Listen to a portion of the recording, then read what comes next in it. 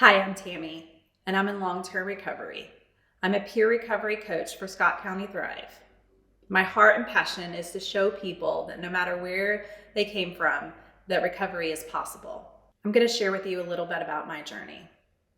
It started off when I was a little girl and I was exposed to many things. One of those things was at the age of 10, I was sexually abused. It started out in the beginning as a few times and then occurred more times than not. I lived in constant fear of never knowing when it was going to happen next. I never dreamed of saying anything to my parents or anyone close to me, so I just kept it in.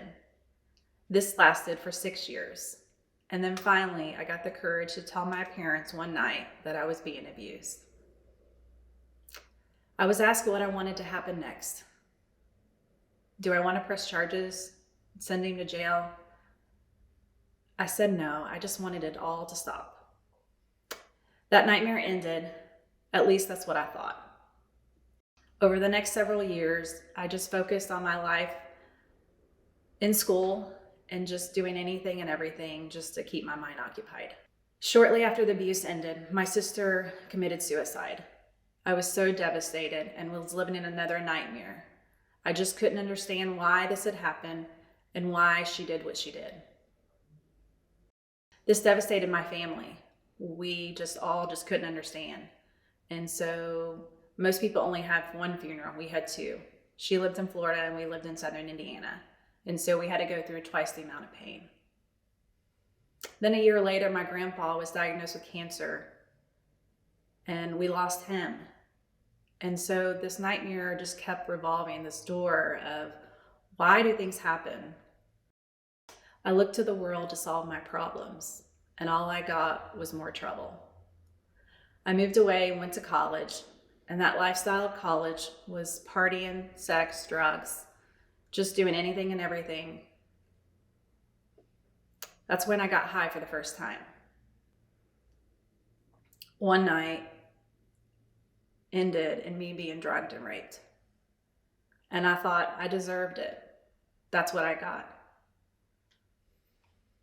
Shortly after that, I just continued on a lifestyle of drugs and alcohol, sex, and stealing. It was all about me and how to get my next fix. Then I met a man who changed my life. My husband, Jason, and I have been married for 15 years. We have 3 beautiful children, but my lifestyle never stopped. It was all about me and what I wanted. I stopped using there for a while. I wanted a relationship with him and I didn't want him to know about anything. And so I said bye to that lifestyle. I wanted a family, I wanted a husband. And so I kind of just realized that if I wanted that, I would have to say bye to that lifestyle. It was hard to leave it, but I did. I was addicted to pain pills. And so that was my drug of choice.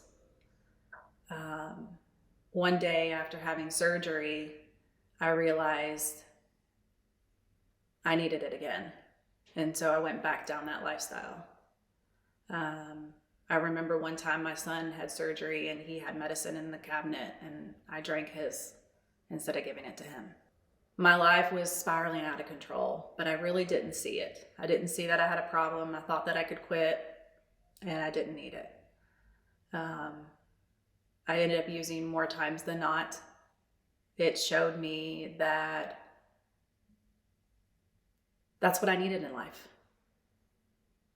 It was in year 13 that I really decided that I had a problem. I kept all of it and hid all of it from him. He had no clue. It got really, really bad because buying pain pills was expensive. I ended up stealing money and to put into our bank account to cover my addiction. So that way he didn't know anything was going on. Not proud of that, but that's what I did because I was focused on one thing. I was focused on being an addict. It got really, really bad, and I ended up stealing about $50,000 from an organization. I also suffer from mental illness. And so I knew I was in over my head, and the only way I thought out was suicide. I wanted to end it just like my sister did. I didn't see any way that I was going to come out and be okay. A good friend of mine, I called him one day and I said, I'm done with this life. And I'm thankful for him because I would not be sitting here today. He took me over to a mental hospital over in Louisville and got me the help that I needed. I spent about 4 weeks in that hospital, just learning about my disease and that mental illness is a real thing and that it's okay to ask for help. I left there and there was about to be a warrant out for my arrest. And so I contacted an attorney and got some legal advice, and we showed up at court. So on the day that I got released from the mental hospital, I went to the jail. My world just got turned upside down because all I was thinking about was the pain that I caused my husband and the pain that I'm going to cause my children for not being around. I was looking at many years in prison, and that for the first time, I literally cried out and I begged God to come into my life and to rescue me because I was drowning. Over the next few months, while we were waiting on my trial, I started searching and I started doing an inventory look. I completely left the lifestyle. I don't recommend it, but I went cold turkey. It was hard. It was absolutely hard. But I knew that if I wanted the lifestyle of my family, that I had to leave that life. And so in August of 2018 was the day that I signed my plea agreement. It was full restitution and no prison time. I was so thankful for that. Because I remember my husband telling me that if I went to prison that he probably would divorce me and he would never let me see my kids. And so that reality was hard to set in, that that's what I'm going to lose. Like, I can continue this lifestyle, but if I do, this is what it's going to cost. I went through counseling. That was probably the best thing that I ever did. I had a counselor that walked alongside me. You know, we met week after week for about 16 months. We met just going through the past, and we started out at the age of 10 and then to 40 as an adult, and kind of just unpacked each week. Many times I thought it wasn't worth it. And so when I was on the deep end, ready to be like, I'm ready to commit suicide, he got me the help that I needed. As I look back on my past, I see God's hand at work in my life. I have an amazing support group today, and I have a mentor that I can call at any time. Without these people in my life, I don't know if I would be where I am. I still call them today because life still happens, and we have this roller coaster of life that happens, and so I still need them. I've learned to surround myself with like-minded people, so people in recovery, because they get it. And I can show them hope that recovery is possible. Is it hard? Absolutely. Is it long? Yep. You didn't get in your addiction overnight, and you're not going to get out of it overnight. As I said in the beginning, I'm very passionate about helping people, and one of those organizations is a transitional living house over in Corden, Indiana. And I love that I get to show those women hope. I get to walk alongside them like people walked alongside me, and I get to do that for them. You know, the other thing that was really, really hard is when you have a theft charge, nobody will hire you. And so my husband and I still have bills to pay. And so how are we going to make ends meet? And so today I work at a church located over in Corden, Indiana. And it's an amazing organization because they hired me when no one else would. And today we do a lot of jail ministry and prison ministry and just ministry out in the community of just showing people that no matter what life they're living, that there is hope. And I love that. I love that I get to do that every day. And then the other part is doing the peer recovering coach.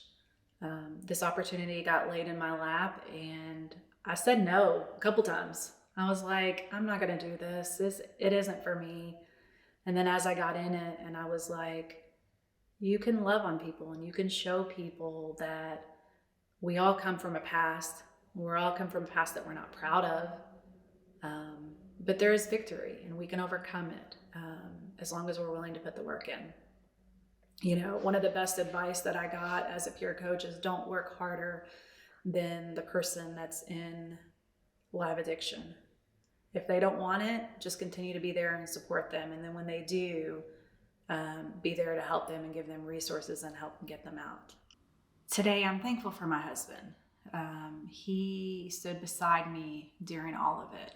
And I remember one conversation with him, he said, for better or for worse, is what we said in our wedding vows. And he meant it because he still stands beside me today. In May, I celebrated my 3-year anniversary. And it's such an awesome feeling that I got there, but I got there because of him.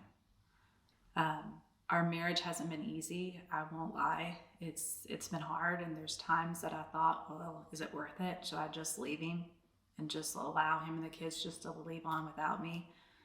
And he continued to remind me of those vows. And he continued to remind me that my children needed me as a mom in their life. And I'm grateful for that today. I'm grateful that I have that opportunity because I remember my counselor telling me one time, most men would have left you, but he chose to stand beside you. You know, my children are young, and so a lot of it has not affected them. It's affected them of my mental illness and me not being at home.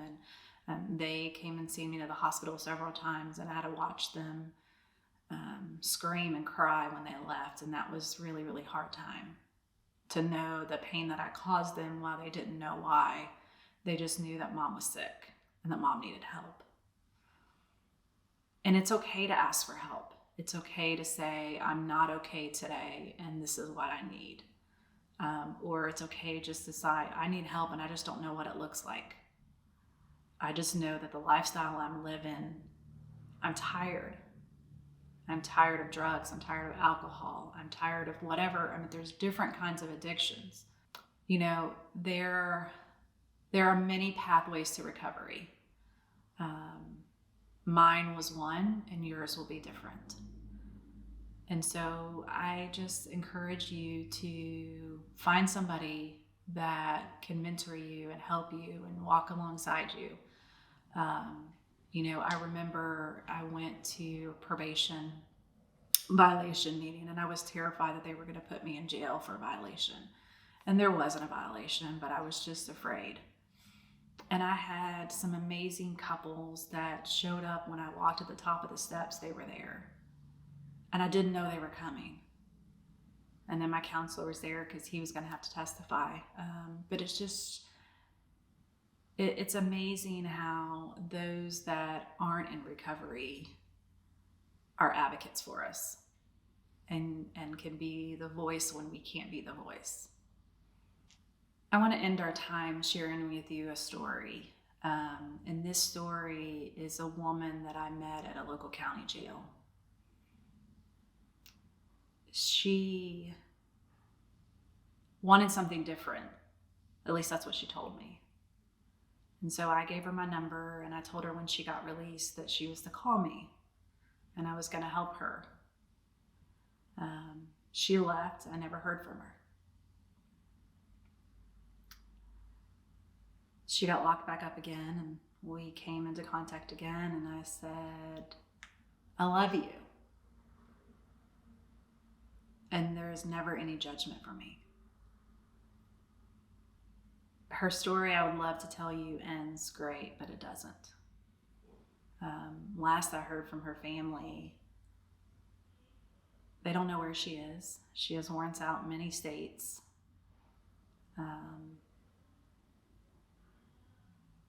And her kids, she has 4 kids, and they just want a mom. And so I share this story to know that you don't always get it the first time. I didn't get it the first time. She definitely didn't get it the first time. And so no matter where you are in your addiction, whether it's the first time, whether it's the 20th time, I encourage you to reach out. There are many organizations that are out there that can help. You can always pick up and call 211 and just show that, hey, I need something. You know, I've met women that are no longer here that have overdosed. And you can go through the mind of saying, what could I have done differently? And the sad thing is nothing. There's nothing you could have done differently, because in their mind, their disease took them way too early. And so if you're a mom, a grandma, a dad, a grandpa, a brother, a sister, I'm sorry. I'm sorry that you've had to go through this. But if you're somebody that has somebody in addiction, never give up on them. Always be there every time they open the door. You can love them from a distance and not enable them, but when they need help, you're there and get them the help.